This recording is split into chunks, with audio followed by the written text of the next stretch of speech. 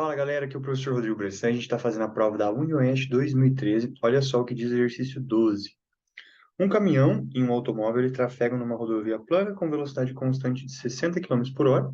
Então, essa é a velocidade do caminhão, e 100 km por hora, respectivamente. Então, essa é a velocidade do automóvel.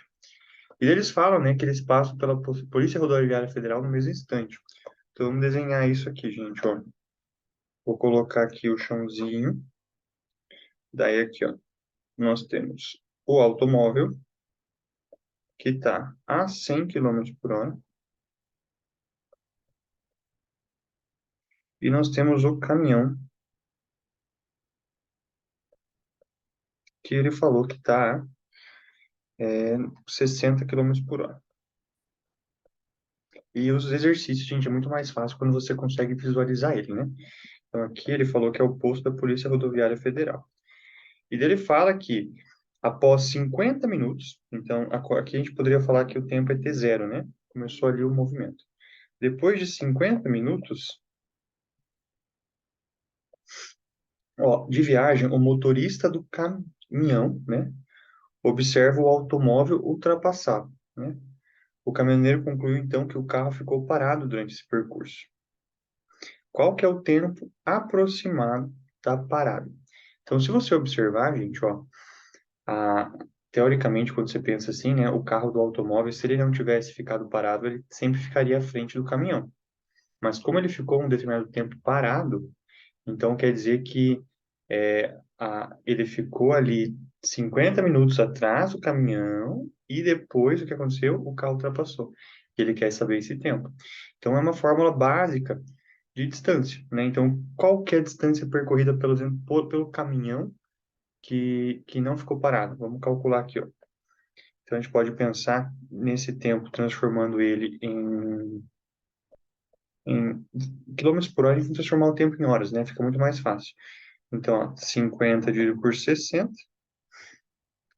isso aqui vai dar em horas, porque ó, uma hora tem 60 minutos, né? Então, se eu tenho 50 minutos, isso vai dar x. Então, esse tempo ele é 50 sobre 60, da unidade sai em horas aqui.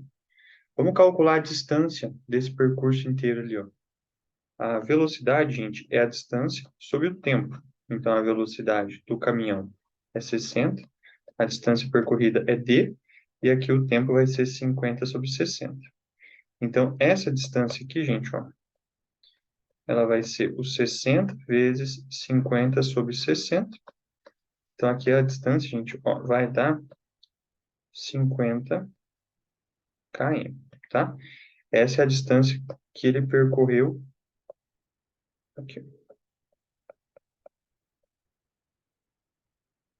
Faz sentido, né? Se ele está a 60 km por hora e em 50 minutos, ele percorreu 50 km, né? Então, faz sentido essa relaçãozinha ali. Daí, o que que a gente pode pensar? A velocidade do corpo A é a distância mais o tempo também. Distância sobre o tempo também, né?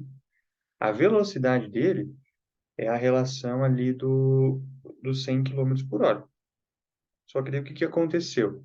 A distância percorrida seria os 50, né?